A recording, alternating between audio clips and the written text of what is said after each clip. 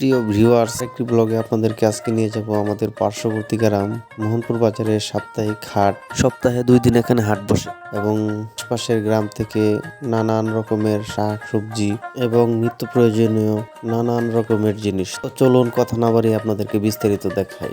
এই যে এখানে আছে দেশি হাইব্রিড বিভিন্ন রকমের মুরগ, মানুষ দরদাম করতেছে।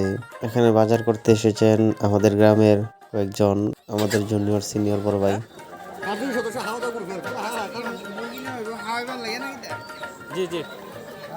ওনারা বাজার দেখতেছেন, দরদাম করতেছেন। এখানে এসেছে বিভিন্ন ধরনের মাছ,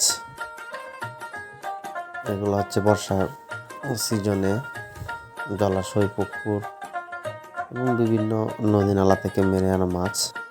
যে এই মাছগুলো 1800 টাকা পর্যন্ত দাম উঠেছিল, তারপরেও বিক্রি করে নাই।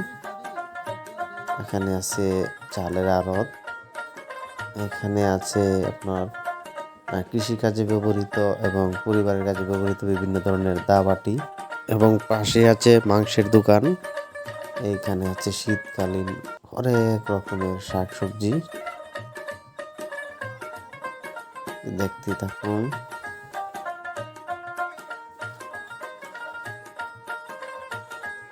এখানে ফাঁকা মাঠে সবাই উপরে ত্রিপাল দিয়ে সপ্তাহে 2 দিন দুপুর থেকে সন্ধ্যা পর্যন্ত হাট চলে। এখানে সাপ্তাহিক হাট বসে সপ্তাহে মঙ্গলবার এবং শুক্রবার। এখানে বড়ই, তারপরে আছে কুল বড়ই, বড় সাইজ মিষ্টি, এগুলো কিছুটা টক। এগুলো হচ্ছে পানি ফল,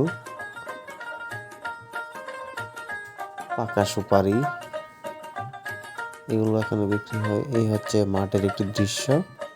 ভিডিও করার সময় এখানে শুধু হাট বসতেছিল। আর এখানে আছে আপনার এগুলো হচ্ছে শীতকালীন শাকসবজির বিভিন্ন রকমের বীজ, তারপরে নানান রকমের মশলা, তারপরে আছে এখানে পাখির খাঁচা।